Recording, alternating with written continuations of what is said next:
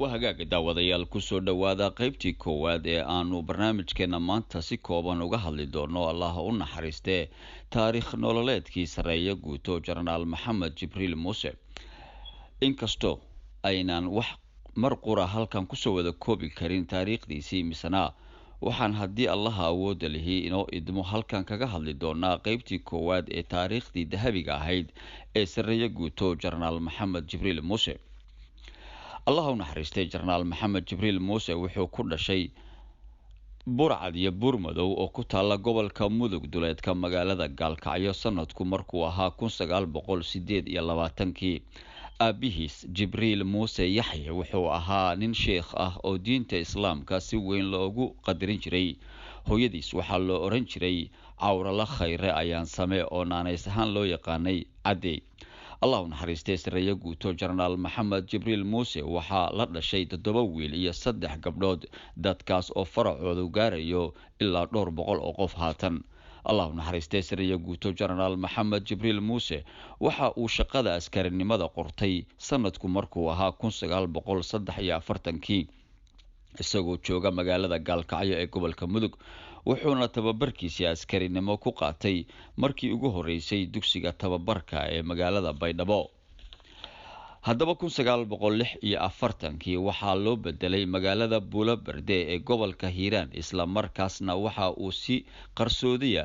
uga mid noqday ururkii SYL 1948 wuxuu noqday taliyaha saldhigga degmada Xudur isla markaasna waxa loo magacaabay xisaabiyaha guud ee ciidanka booliska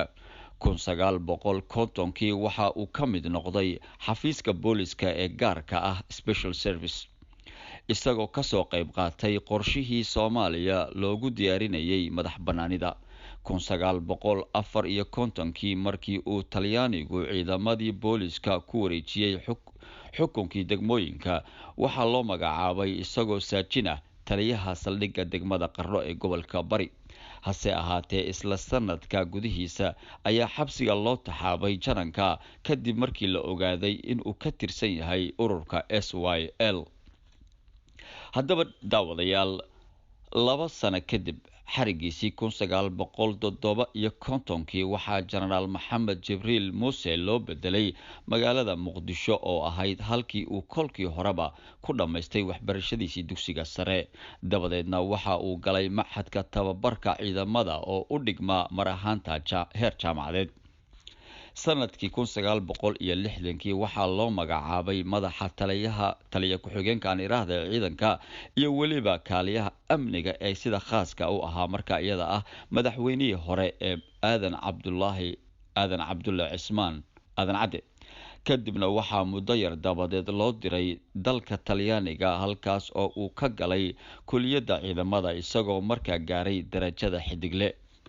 waxa uu sanad kadib 1961 tababar u aaday dalka Kenya isagoo dalalkii kale ee uu tababarka ka soo qaatayna ay ka mid ahaayeen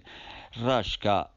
Jarmalka Ingiriiska Iraq Imaaraadka Kuwait Suuriya Masar Tanzania Kenya Talyaaniga iyo dalka Mareykanka oo uu ku soo qaatay cilmi la xiriira tababarka booliska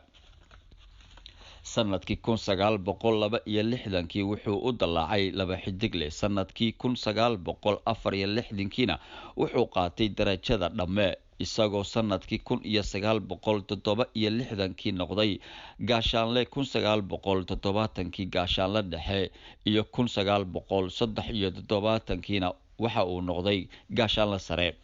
haddaba daawadayaal sanadku markuu ahaa 1978 ayaa si buuxda loogu magacaabay darajada sareeya guuto 1980 waxaa mudane Jenaraal Maxamed Jibriil loo magacaabay wakiilka golaha dhexe ee xisbiga hanti wadaaga kacaanka Soomaaliyeed ee gobolada Mudug iyo Galgaduud halkaas oo uu nabadeyn ka sameynayay sanadku markuu ahaa 1981 waxa uu noqday taliyihii nabad sugidda ee dalka Soomaaliya gabi ahaan oo markaa loo yaqaanay NSS kasakow xilalka kala duwan ee uu soo qabtay Allah u naxariistay sareeya guuto Jenaraal Maxamed Jibriil Muuse waxa uu laga soo bilaabo 1950 ilaa iyo 1990 ka tirsanaa ciidamadii booliska ee gaarka ahaa ee loo yaqaanay special service. bilowgii 1990 wuxuu noqday wasiiru dowlihii madaxtooyada kacaanka Soomaaliyeed ee dowladii Maxamed Siyaad Barre tan iyo markii ay burburtay dowladii dhexe ee Soomaaliyana ku dhex noolaa dalka gudihiisa gaar ahaan gobolada Puntland oo uu markii didibada loo taagay 1998 ka mid ahaa aasaasayaashii lafdhabarka u ahaa yagleelidii dowladnimo ee maamulka Puntland. haddaba dhageystayaal anigoo ah Maxamed Cabdi Faarax Gollaawe Maxamed Dhuungale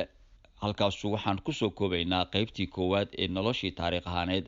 ee generaalkii Maxamed Jibriil Muuse Allah u naxariistay. inta aynu barnaamijkan qaybtiisa labaad dib ugu kulmi doono waxaan idin leeyahay inta iyo nabadgelyo.